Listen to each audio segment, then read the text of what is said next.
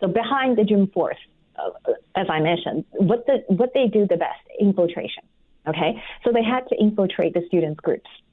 Okay, they have to infiltrate the student leadership groups. Okay, and they have to create rumors, and they have to divide the student groups, and they have to put agitators. This is why when CCP wanted to demonize somebody, some group, they always start with infiltration. Okay, and then weeks before the cracking down, because the students have been in a hunger strike starting, right. I think it was May, and April, May, and then the CCP was put on an act.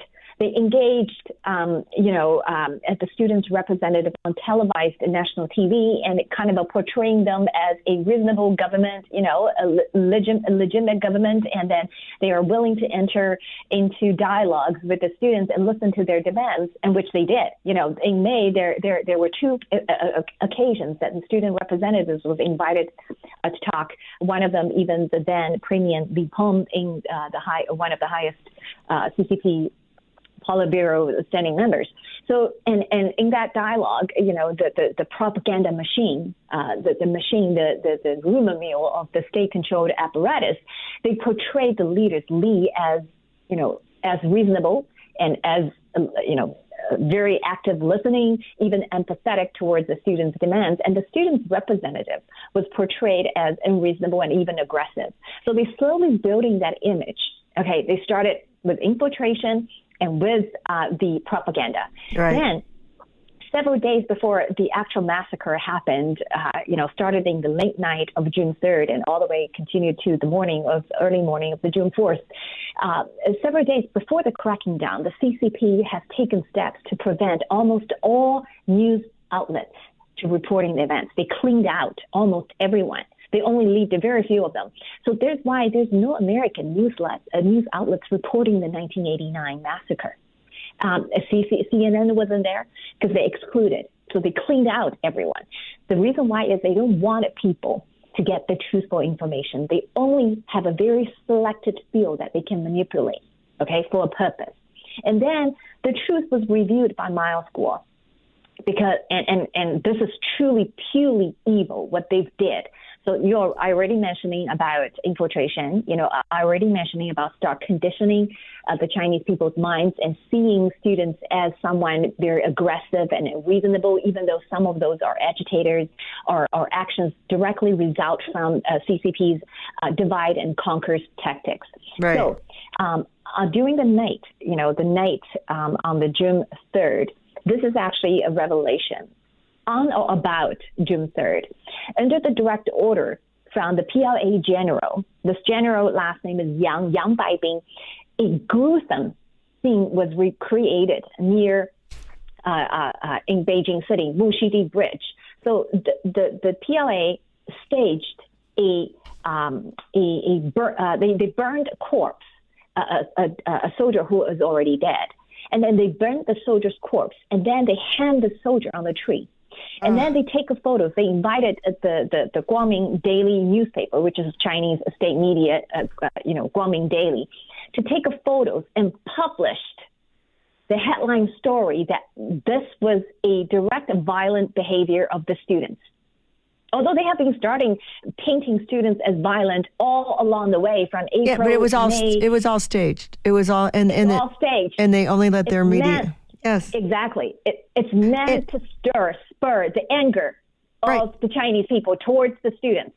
And what happened right before the massacre? Before the massacre started, again, the CCP play this again. They invite the students' representative to pretending they wanted to talk. Okay, they had a full intention to have the massacre in April because they started training the kill squads according to our intel. They started training those different batches of kill squads of the CCP soldier in late March, early April.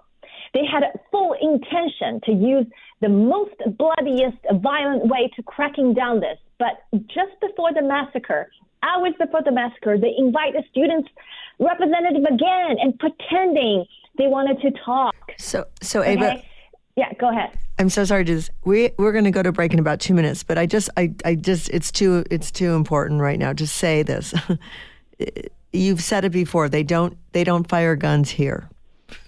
But think about what you're saying and just map it onto what's happening now. That's all I'm asking my listeners to do. But continue. It's too good. It's too similar to what's happening right now. Go ahead. So this is the hatred towards the students are steaming, right? Because when people when you read the story, you think, what's going on? These soldiers are heroes. Why would you do that? But worse, listen to this. So the CCP at that time has already losing pretty much control because the half of the country are supporting this democratic movement, right? So the CCP military, it's already very difficult to control the soldiers. So this is exactly why the CCP had to train multiple kill squads. And they had to put a special training and isolate them. So these are the soldiers that, because CCP is thinking, if one group does not listen to me, then the plan B may work. If the group B does not listen to me, the group C. So that's why they trained simultaneously in multiple kill squads that they intended to deploy on the Tiananmen Square to cracking down the students' movement. Okay, they planned this.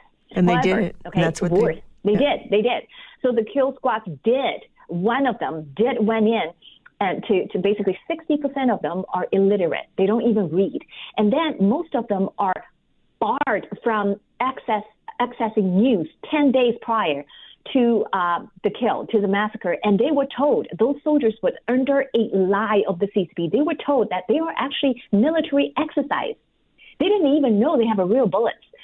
A lot of them, when they know, they will not do that. So that is why the CCP has to lie to them. Okay, so under these circumstances, unfortunate thing happened.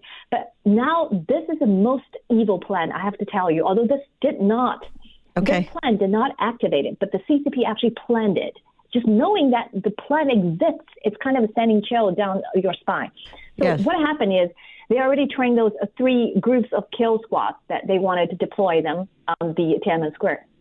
However, they had a backup plan because the CCP thought if none of the kill squads actually, listened to my order, or if something went out of control, what they're going to do? They had a backup plan using chemical weapon. This is a mustard gas. It's a lethal chemical mustard weapon. Gas. Yes. Yes. So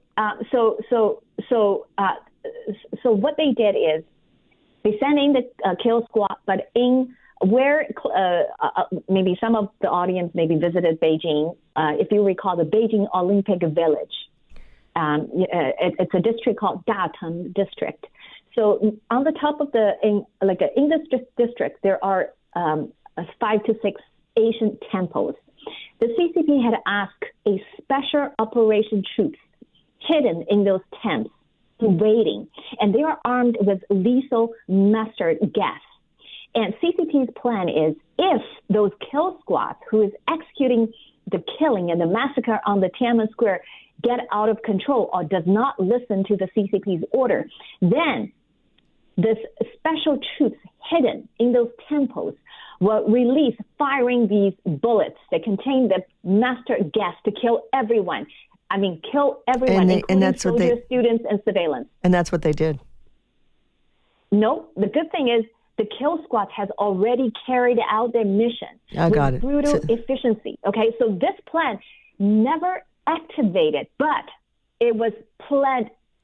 People already deployed it, but this is a more sinister thing. You have to listening this. Okay, because we're late for our break, but finish up. Go ahead. I'm sorry. Okay, the CCP ordered the special troops wearing plain clothes. Okay, so these troops that having the lethal mustard gas, they do not wear army clothes. Why? Because CCP had another plan. Because if they ended up releasing those mustard gas, another elite police force stand by would come out and destroy those so-called terrorists. And then those police force will be hailed as a national hero in state propaganda. And who do they blame for killing the special troops?